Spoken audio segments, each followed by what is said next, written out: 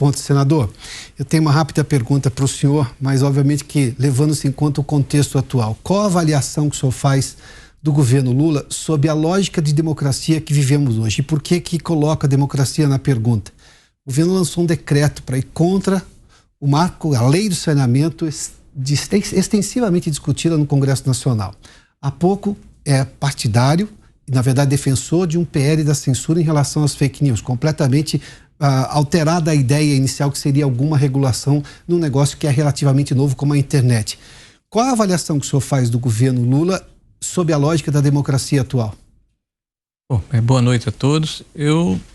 Nós estamos aí há pouco mais de 4 meses, né, desse governo. Começa em 1º de janeiro, mas ele começa antes, né? No processo de transição, quando apresenta uma PEC, né, que incorpora quase 200 bilhões de reais à nossa base orçamentária e que implode em apenas um gesto todo o esforço fiscal que foi feito ao longo dos últimos 4 anos, né? A relação dívida-PIB, que tinha sido desde 1988 o primeiro governo que entrega o governo para o seu sucessor com uma dívida menor do que a que recebeu. Então esses 2% foram para o saco, né, no primeiro gesto do governo Lula. Aliado ao fato de que ele trabalha dentro da Câmara Federal para mudar a lei das estatais, para permitir o aparelhamento das empresas públicas no Brasil.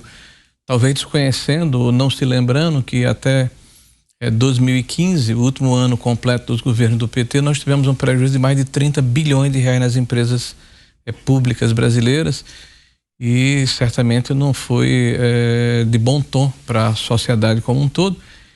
Nós terminamos 2021 com um superávit de mais de 180 bilhões de reais, né? Ou seja, a profissionalização deu certo. O governo tem utilizado, eu diria até como uma espécie de método, formas de driblar o legislativo.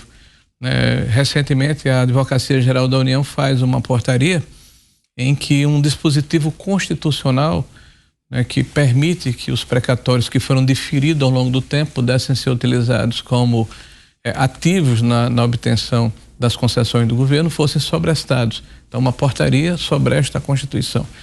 O governo edita uma medida provisória, né, onde agride o princípio constitucional da anterioridade na cobrança de impostos da noventena, quando tributa o petróleo bruto. O governo faz um decreto, né, em que o espírito da lei do saneamento, aliás, eu era o ministro do Desenvolvimento Regional. Sim. Nós trabalhamos dentro do Congresso Nacional pela negociação e pela aprovação de uma lei do marco do saneamento, que em apenas 2 anos permitiu mais de 90 bilhões de reais de recursos que foram investidos, né, para resolver a situação da universalização da água e do esgoto no Brasil. E nós temos outros exemplos da forma, eu diria, descuidada como o governo trata o legislativo brasileiro, tentando ultrapassá-lo. Então, nesses primeiros meses de governo, claramente, né, o presidente Lula está precisando entender, né, que há um princípio de separação dos poderes e a democracia se faz com o diálogo, se faz com a discussão, se faz, né, respeitando os ditames constitucionais, no caso, respeitando o parlamento brasileiro.